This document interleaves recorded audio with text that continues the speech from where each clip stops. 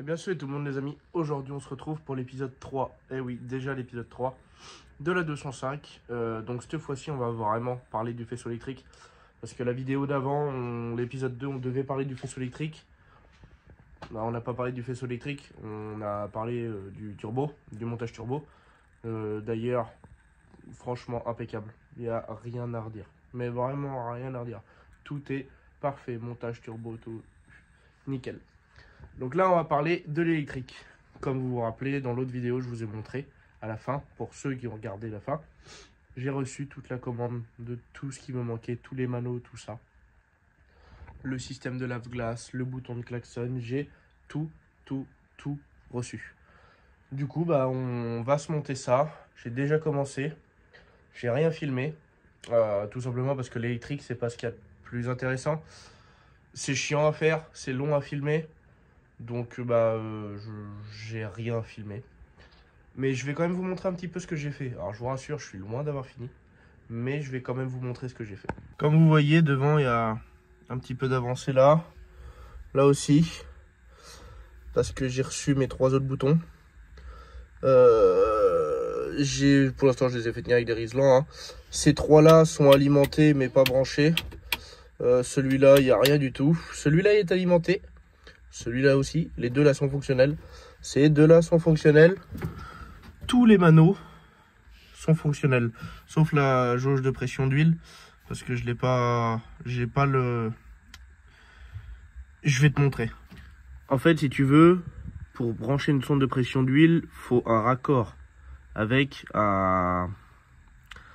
J'ai perdu le nom. Bref, ça vient se mettre sur la durite d'huile.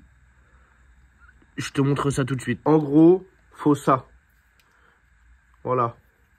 C'est ça là qui vient se prendre ici sur un raccord. L'huile rentre dedans et puis ça te donne ta pression d'huile. Et bah on retourne sur la durée d'huile, tu vois. En gros, moi, j'étais trop pressé de faire démarrer. Du coup, bah j'ai prévu la durite, mais j'ai pas mis le raccord. Du coup, faut que je retourne couper la durite, la raccourcir un peu, mettre le raccord pour la pression d'huile. Et voilà, après on aura de la pression d'huile. Mais du coup là, bah, y a quand même tout qui marche. Et puis juste en dessous là, j'ai fait un petit peu de rangement. Alors, vraiment un tout petit peu comme ça. Puisque j'ai tout simplement tout caché ici pour l'instant. J'ai rien gainé, tout, mais tout est fonctionnel. Sauf ça là. Je me rappelle même plus ce que c'est. Si, c'est le drague. Tout ça c'est fonctionnel. Tout ça là, tout ça c'est fonctionnel. Oui, j'ai un Manon arabe. Non, il est pas à vendre. Tout ça c'est fonctionnel.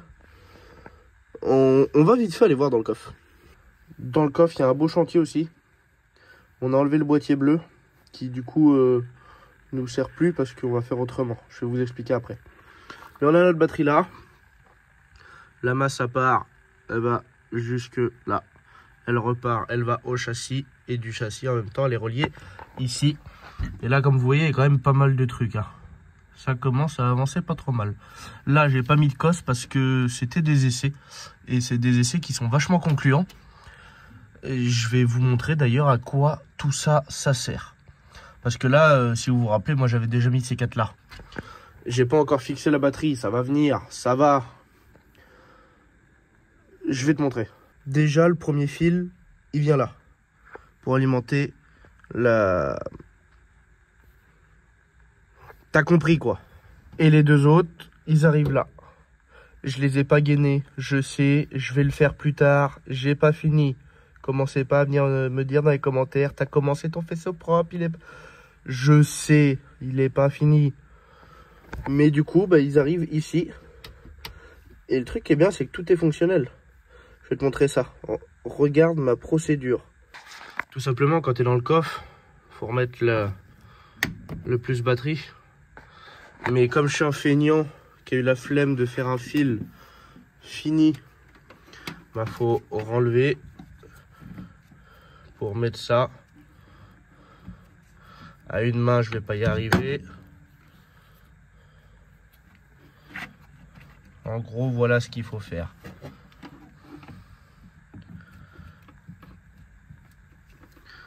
Voilà. Après, tu prends le coupe-circuit. Tu mets le coupe-circuit. Tout est alimenté. Ça s'allume là-bas. En gros, sur mon Eman, j'avais un problème. Je mets le contact. Tout est bon. Au moment où je veux démarrer, et ben, en fait, le véhicule démarre. Mais quand je coupe le contact, c'est censé l'éteindre. Ça ne l'éteint pas. Parce que bah, je sais pas pourquoi. L'alternateur envoie toujours du jus dans la pompe à gasoil. Du coup, bah, je vais rajouter ce bouton là. Tout simplement. Là, il y a du jus qui arrive dans la pompe à gasoil. Là, il n'y a rien. Et ça marche super bien. Et ensuite, j'avais pas envie de me faire chier à tirer 40 000 fils pour le préchauffage. Du coup, bah, là, ça préchauffe. Là, ça préchauffe pas. Ici, tout est fonctionnel. Il y a les arrivées, mais il n'y a pas les retours. J'ai pas fini. Celui-là, il est pas branché. Celui-là, c'est le ventilo et il est fonctionnel. Et en plus, celui-là est fonctionnel. J'ai collé un petit autocollant lumière avec un rond. Du coup, je vais te montrer à quoi il sert. Il sert à tout faire fonctionner. Je ne sais pas pourquoi. Lui là ne veut pas se rétroéclairer. Alors pourquoi, je sais pas. Il a pas envie de fonctionner. La lumière a pas envie de fonctionner. Je sais pas, faut que je regarde. Mais il y a un problème. Mais là, ils marchent tous. La jauge à gasoil marche vraiment. Elle est branchée. Tout est bon d'ailleurs, j'ai essayé. Ça marche super bien. Pression d'huile, bah du coup... le fil de signal est ici. Il se balade avec les autres. La jauge de température marche nickel. Mon voltmètre marche nickel. Ma sonde de pression turbo marche nickel, mais il n'y a pas de rétroéclairage. Et du coup, j'ai fait en sorte que mes manos soient pas tout le temps allumés comme j'avais fait avant. En fait, avant, quand j'avais mon mano tout simple ici, là, celui-là, il était tout le temps allumé. Et moi, mon bouton, il servait que pour vraiment allumer le rétroéclairage. Et ben moi, ce bouton-là, je l'ai fait pour allumer le rétroéclairage, mais en même temps, faire fonctionner le mano.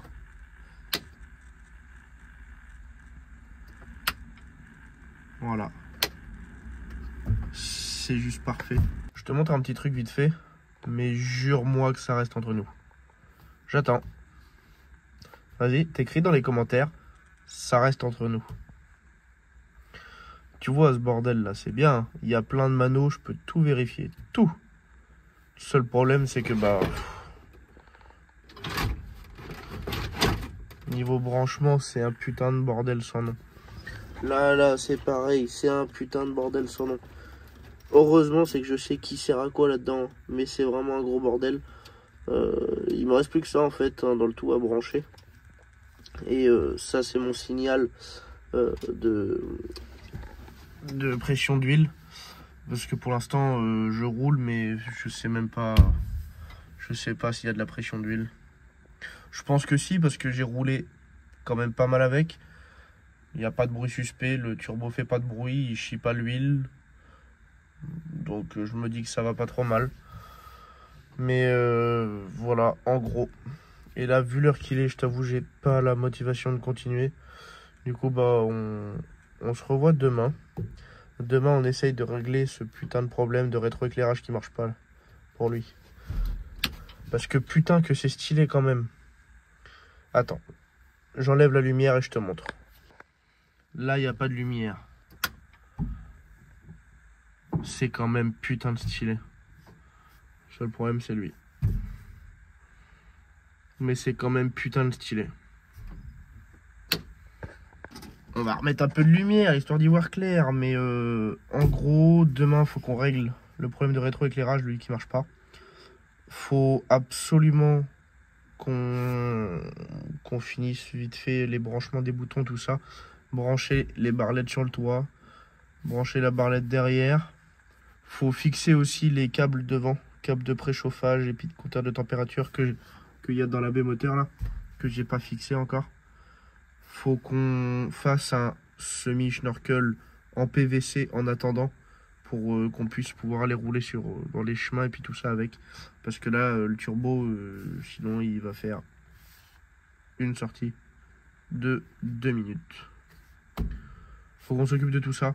Les câbles ici, là, ça c'est pas grave, on peut les gainer plus tard, c'est pas dérangeant. Faut déjà qu'on s'occupe de tout ça. Faut qu'on fasse la ligne d'échappement aussi, parce que je vous avoue que c'est très chiant d'avoir de la fumée qui remonte. Parce que l'échappement il crache là. Et dans le plancher il y a plein de trous. J'ai acheté d'ailleurs les petits caoutchoucs. Vous savez la petite boîte de caoutchouc là. Les passe-câbles. Pour boucher justement tous ces trous qui servent à rien. Comme ça je garde un trou de chaque côté pour évacuer l'eau. Mais au moins tout ça, ça me fait plus chier. Et il faut qu'on fasse la ligne d'échappement aussi parce que bah c'est chiant d'avoir... Je vais te montrer. En gros, l'échappement il sort là. Et je sais pas si t'as vu, c'est tout noir. Et là il y a le tunnel. Et voilà quoi, faut qu'on essaye de faire quelque chose. Faut qu'on fasse la ligne d'échappement absolument. Et il faut qu'on fixe ça. Et ça aussi. Faut qu'on s'en occupe. Faut qu'on s'occupe de ça. Faut qu'on s'occupe du cardan qui a 2 doigts de s'arracher. En fait, on a encore beaucoup de trucs à voir. Faut qu'on s'occupe de ça aussi. La durite de manomètre de pression de turbo qu'il faut qu'on repasse ailleurs parce que là, elle est un peu chiante. On a encore pas mal de trucs à faire, hein, mais là, on va se coucher. On verra le reste demain. Je vous dis à demain. On se retrouve 2 jours après. Je me suis blessé aux 2 mains en plus. Mais bon.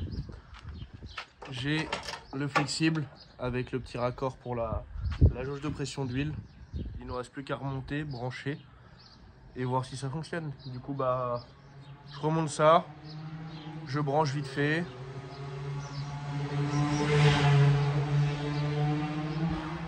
Une 50. Tout ça pour rouler à 45. Ça fait plus chier le monde qu'autre chose. Du coup, je disais, on remonte, je branche et on voit si ça marche. Branché jusqu'à là-bas. On n'a plus qu'à voir si ça fonctionne. Donc là, tous les manos sont éteints. Démarrage, préchauffage, contact. On attend un peu que ça préchauffe.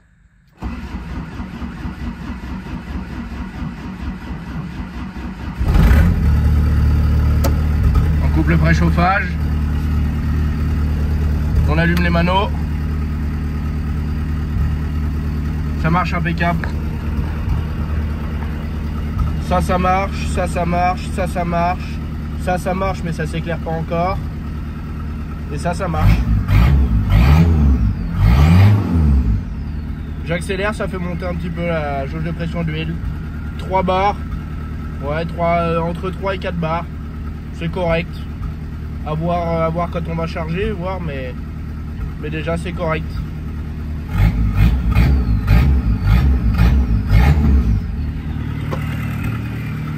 À contrôler, voir s'il n'y a pas de fuite.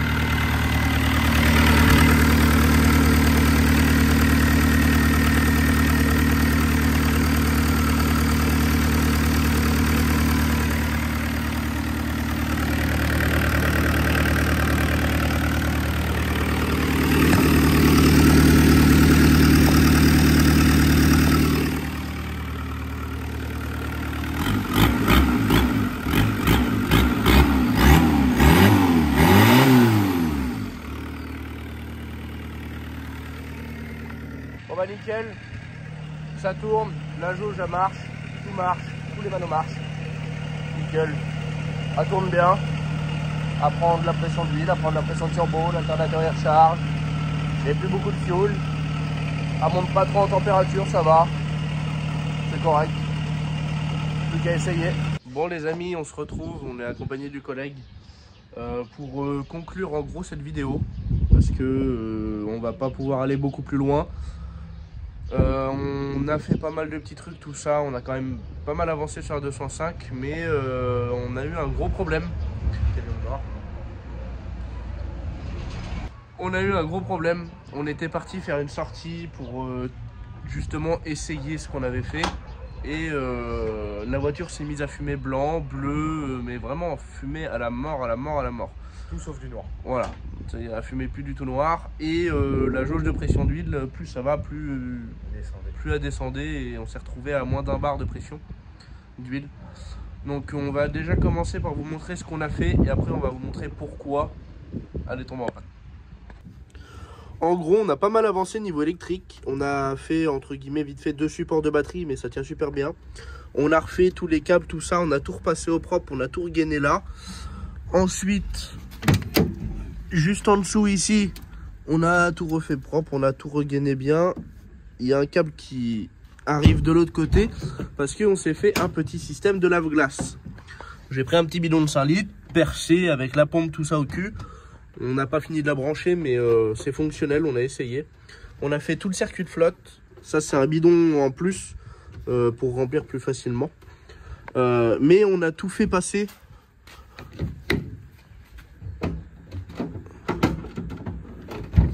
Merde, le capot est tombé.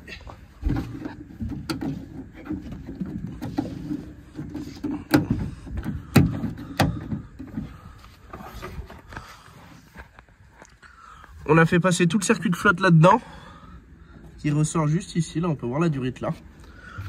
Et pour pas trop s'emmerder, hop, on l'a fait ressortir là. Et ici, on est venu y faire des tétines, enfin 2 tétines exactement là, qui crachent vraiment sur tout le pare-brise. Et on a commencé à voir pour les essuie-glaces et tout ça, on n'a pas encore tout fait, mais au moins tout ça c'est fonctionnel.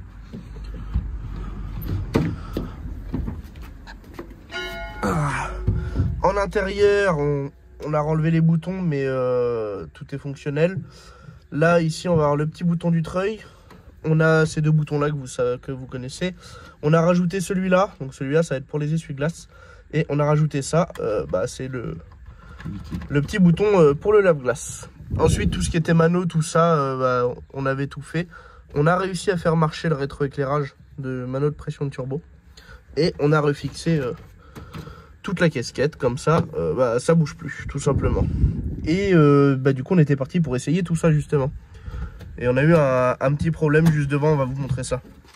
Donc, on s'est rendu compte qu'il y avait un petit peu d'huile qui traînait par-ci, par-là. C'était quand même vachement gras. Donc, tout simplement, parce que le joint Spilar Bracam, il pisse. Il est plus étanche. Et en plus, on s'est dit, c'est bizarre, elle fume quand même vachement. Et en fait, on a démonté les durites de Sural et... le turbo est rempli d'huile, il crache l'huile à mort. Dans l'intercouleur c'est pareil, vous voyez c'est rempli d'huile à mort, à mort, à mort. Le turbo a un jeu pas possible, donc c'est un turbo qu'on n'a pas payé très cher, qui était sur une 306 1,9 litre TD, qui avait plus de 300 000 km et il est resté au moins 3 ou 4 ans à l'arrêt, à pourrir. Donc on se doutait bien que de toute façon le turbo allait finir par mourir. C'est un Garrett, c'est dommage. Mais turbo HS. Bon, de toute façon, on s'en doutait un petit peu. Hein. De toute façon, ça finirait par arriver. Donc, on s'est complètement démotivé. Et on a décidé d'arrêter là pour l'instant. Faut trouver un turbo. Si jamais il y a une petite marque qui veut nous sponsoriser pour des turbos, on est preneur. Au moins un turbo. Ouais, au moins un turbo. Et si jamais quelqu'un entend parler d'un turbo, turbo 306 1,9 litre, Xara, ZX, en montage 1,9 litre TD, ça nous intéresse. Pour moins de 60 €. Parce que c'est tout ce que ça vaut un turbo comme ça. Si jamais quelqu'un entend parler, voilà. Mais là pour l'instant, projet... je vais pas dire projet en stand-by parce qu'on va continuer à travailler dessus. On a encore énormément de trucs à faire. Tout ce qui est essuie-glace, le treuil, il y a encore pas mal de trucs à brancher. Il y a encore un bon taf niveau faisceau électrique. Stand-by niveau moteur, on va dire. Ouais, voilà. Tout le reste, on va continuer dessus. Et tout ce qui est électrique. On avait commencé pour les moteurs d'essuie-glace, pour faire tourner l'essuie-glace. On est complètement démotivé, quoi. Donc on s'arrête sur ça en fait pour cette vidéo. Et prochaine vidéo, vous saurez déjà que il n'y aura pas de mécanique moteur, sauf si on trouve un turbo, où on fera une vidéo où on remplace le turbo. Mais pour le moment, plus de moteur, seulement de l'électrique. Ce qui est le plus chiant à faire, le plus long, le moins intéressant. On se laisse là-dessus. Bah oui. Tchuss les gars.